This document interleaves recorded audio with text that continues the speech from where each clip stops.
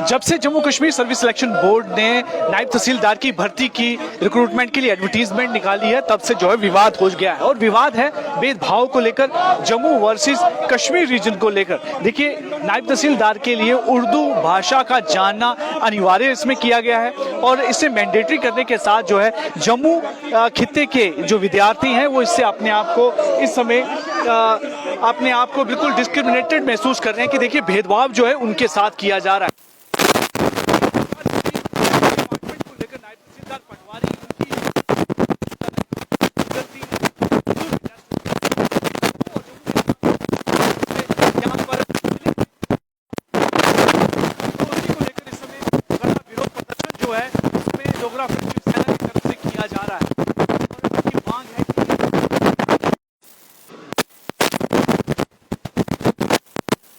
जम्मू वालों के साथ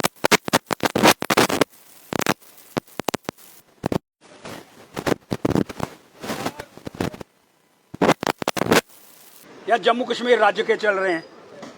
अगर जम्मू कश्मीर के राज्य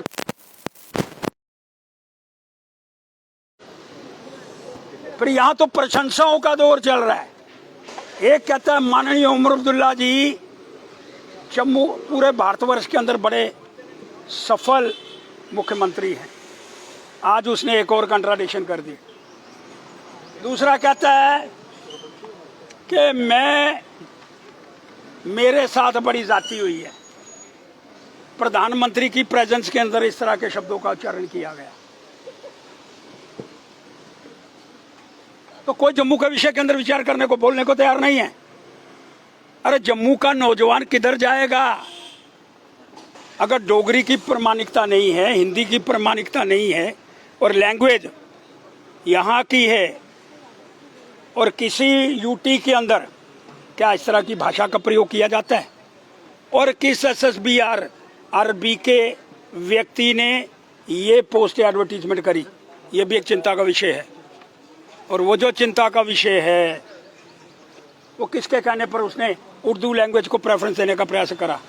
उसको, उसकी नौकरी को मुअत्तल करो। उसको SSRB का जो चेयरमैन है उसकी नौकरी खा जाओ।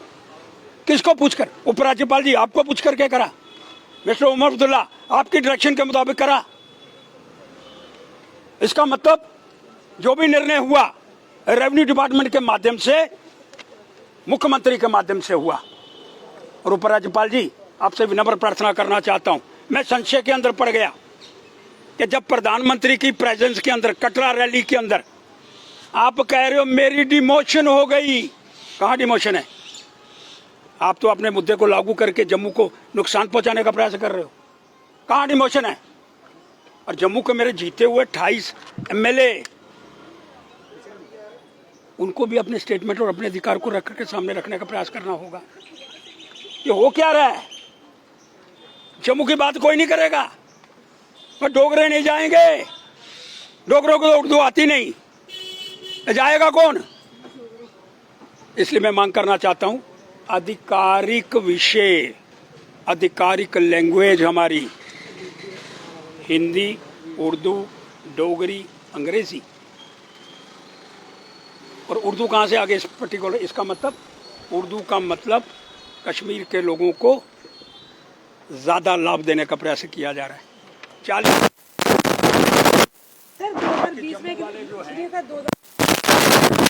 पर साफ लगाए जा रहे हैं शिवसेना डोगरा फ्रंट की तरफ से कि उस अधिकारी का पता लगाया जाए जिसने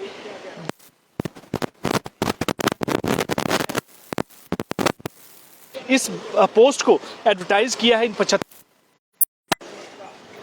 उसको लेकर फिलहाल जांच होनी चाहिए और उसे दंडित किया जाना चाहिए, क्योंकि जरूरी भी है कि आपके यहाँ पर जम्मू के साथ लगातार भेदभाव किया जा रहा है। आखिर इस भेदभाव के पीछे कौन है, वो साजिश करता कौन है? तो इसके लिए उन्होंने LG से भी जो है मांग की है और उमर अब्दुल्ला से भी सफाई मांगी है, क्लैरिफिकेशन मांगी है कि आप बताएं कि आखिर आप जम्मू के साथ भेदभाव नहीं कर रहे तो क्या कर रहे हैं। और वहीं पर JKSSB के जो कुछ अधिकारी हैं जिन्होंने इस पोस्ट को एडवर्टाइज करने से पहले जो है उर्दू को ध्यान में नहीं रखा कि आखिर जम्मू के बच्चे जो है वो उर्दू नहीं जानते, थे, तो कैसे ये हुआ? तो इन चीज़ों को फिलहाल यहाँ पर इसकी एक क्लैरिफिकेशन भी चाहिए, इन्वेस्टिगेशन भी होनी चाहिए, ताकि बच्चों के साथ जो भेदभाव यहाँ पर हो रहा है उस भेदभाव को रोका जाए। और पहले भी जानकारी थी कि आखिर रेवेन्यू डिपार्टमेंट में क्यों ज़रूरी है कि जब उर्दू को ही जाना, जबकि इसको लेकर अब हिंदी भी उसमें भी बनाया जा रहा है, इंग्लिश में भी जो है रेवेन्यू के काम हो रहे हैं, तो आखिर उर्दू को प्रेफरेंस क्यों? तो ये एक डिस्क्रिमिनेटरी है, ताकि सिर्फ एक खित्ते को जो है ज़्यादा इसका फायदा पहुंचाया जाए और दूसरा खित्ता यानी कि जम्मू रीजन को जो है इस अपॉर्चुनिटी से डिप्राइव किया जाए।